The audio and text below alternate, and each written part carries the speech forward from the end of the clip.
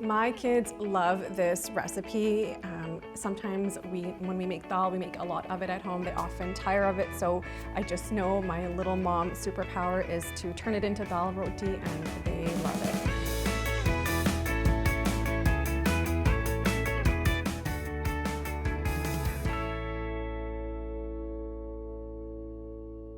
Hello everyone, my name is Nita. I'm a local registered dietitian, and I'm so excited I get to spend the next little while and walk you through a really special recipe that is so close to home, and it's called dal roti. And what's fabulous about it is it uses leftover dal, and the flavors are incredible. It's something that I grew up with, and now as a parent myself, I offer it to my kids all the time.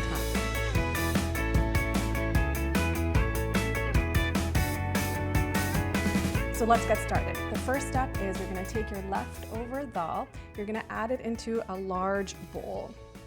And next I'm going to add in some atta flour, and atta flour is really unique. It's milled in a really specific way so that it's a really coarse grind. If you don't have this at home, don't worry, you can always use a blend of all-purpose and whole wheat flour. It's going to work just as well. And just to kind of help add a bit of crunch and additional flavors, I'm going to go ahead and add in some finely diced onion. You could use white onion, sweet onion, or red onion, whatever you have at home. That's what I love about how versatile this recipe is. And next I've got cilantro, and I am team cilantro. Cilantro is delicious, and it adds a nice pop of fresh green color to this recipe. And lastly, salt. So I've got my salt in here, and now before I get messy, I'm actually going to add in a little bit of canola oil on my hands, and this will help me to knead this dough out. So we're gonna start by gently kneading this.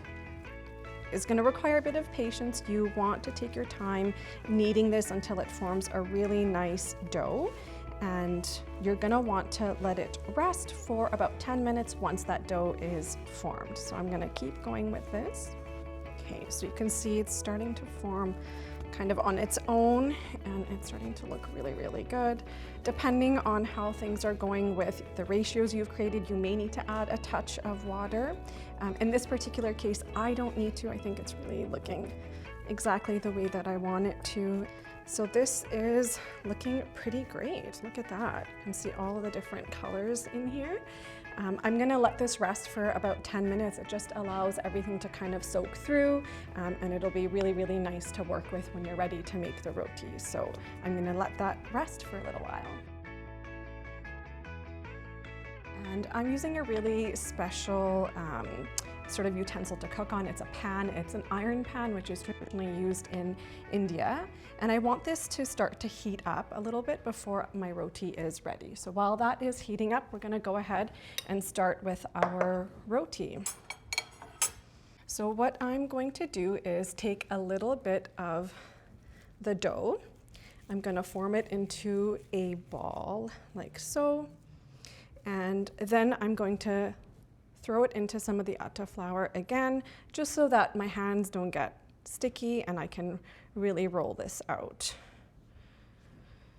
So everyone has a different technique for how they make roti. I think I'm still kind of perfecting mine, and I often wish it was like my mother's, but I'm getting there. So don't be too hard on yourself if it isn't quite circular. It takes a lot of time, practice, and patience.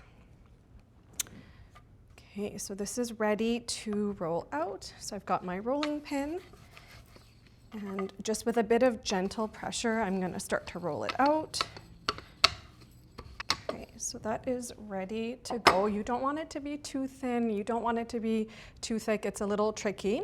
Before I place this on my warm pan, what I'm gonna do is take a little bit of canola oil and add it to the pan.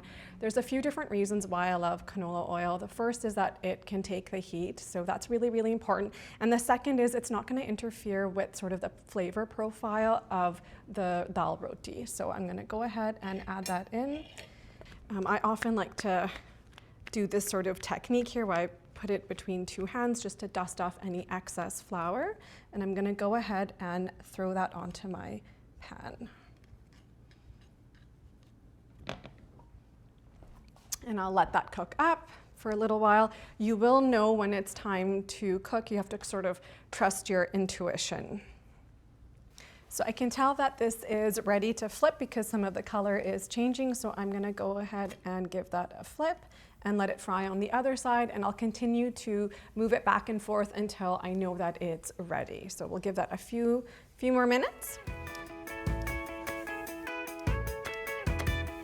Okay, so we are all done. So you can serve this alongside some yogurt, achar, a cucumber salad. It's delicious. If you want to try this at home, take a look at the recipe and you can get that link below.